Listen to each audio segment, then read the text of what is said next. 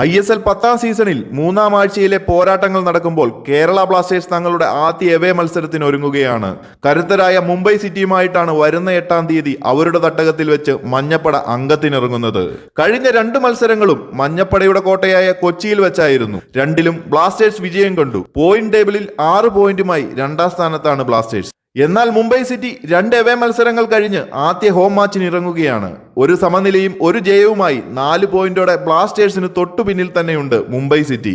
എന്തായാലും ആദ്യ എവേ മത്സരത്തിന് ഇറങ്ങുന്ന കേരള ബ്ലാസ്റ്റേഴ്സിന് ശക്തമായ സ്ക്വാഡ് തന്നെയാണുള്ളത്. പരിക്കുമാറി തിരിച്ചെത്തിയ ബ്ലാസ്റ്റേഴ്സ് സ്ട്രൈക്കർ ദിമിത്രിയോസും അതുപോലെ തന്നെ ഏഷ്യൻ ഗെയിംസിനായി പോയിരുന്ന KP രാഹുൽ, ബ്രൈസ് മിരാണ്ട എന്നിവർ ടീമിനൊപ്പം ചേർന്നിട്ടുണ്ട്. പ്രതിരോധത്തിലും മുന്നേറ്റ നിരയിലും മികവ് തുടരുന്ന ബ്ലാസ്റ്റേഴ്സിന് തങ്ങളുടെ ഫിനിഷിംഗിലാണ് പോരായ്മ. കഴിഞ്ഞ 2 മത്സരങ്ങളിലും കണ്ടുവന്ന ഫിനിഷിംഗിലെ പോരായ്മ ഇത്തവണ ഫോമിൽ തുടരുന്ന അഡ്രിയാൻ ലൂണയ്ക്കൊപ്പം ദിമിത്രിയോസും KP രാഹുലും ചേരുന്നതോടെ പരിഹരിക്കപ്പെടുമെന്ന് തന്നെ കരുതാം. മറുവശത്ത് മുംബൈ സിറ്റി ഒഡീഷയ്ക്കെതിരെ ഇറങ്ങിയ ടീമിൽ വലിയ മാറ്റങ്ങളൊന്നുമില്ലാതെയാവും ഇറങ്ങുക. ബിപിൻ സിംഗിന്റെയും പെരേര ഡിയാസിന്റെയും നേതൃത്വത്തിലുള്ള മുംബൈയുടെ മുന്നേറ്റ നിര ബ്ലാസ്റ്റേഴ്സിന്റെ പ്രതിരോധ നിരയ്ക്ക് തലവേദന തന്നെയാകും.